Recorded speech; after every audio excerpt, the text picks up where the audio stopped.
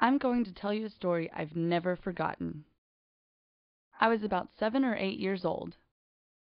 At the time, my sister wore eyeglasses and I didn't. It was summertime and there wasn't anything to do. It was a beautiful day. Well, it was a Saturday morning and my sister and I were sitting around bored.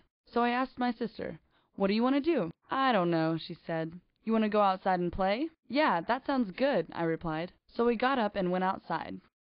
Now, our house was shaped like a U, and there was a big leafy tree out front. And on the other side of the tree was the barn. Well, the two of us were walking along and went into the barn to look around. And then we saw it.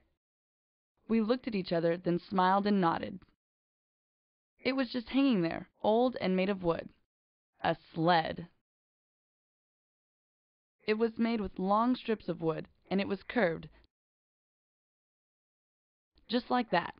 It had wooden slats, and 2 people could ride it. Well, we saw it just hanging there on the wall,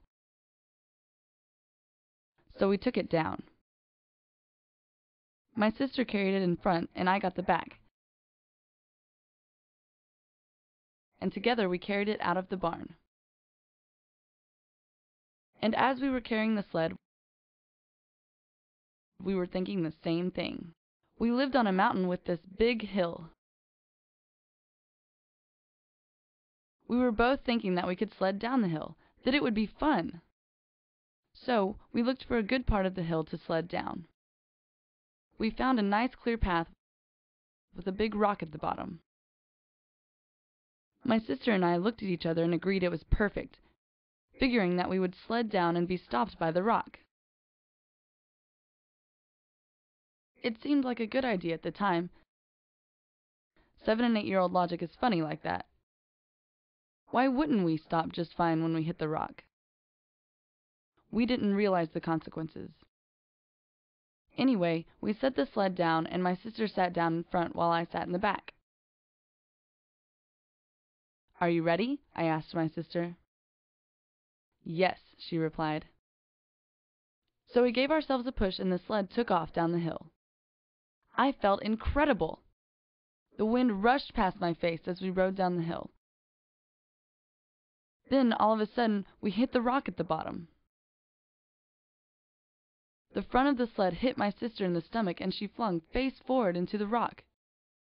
The frames of her glasses broke and the lenses shattered. I fell on my side and laid there dazed, realizing our plan wasn't such a good one after all. As I stood up limping, I looked over at my sister. She looked back at me, took off her broken glasses, and stood up. "That was not fun. That hurt," I said. Together we picked up the sled and walked back to the barn. We put the sled away and went back into the house. We made our way into the kitchen where our mother was busy cooking. She was shocked when she saw us standing there. "What happened?" she asked. Now, my sister broke her glasses constantly. In 1 year, she probably broke them about 7 times. At that point, one bar was blue, the other was red, and the front was purple just because they had been fixed so many times. Our mother let out a big sigh of relief. "So what happened?" she asked. My sister stood there and pouted while she explained. "We went down the hill in the sled, hit a rock, and—" Our mother sighed again, exasperated. "We left right away to get new glasses." That's the end of the story, but a few years later, when we were about 12, the 2 of us were sitting around, bored.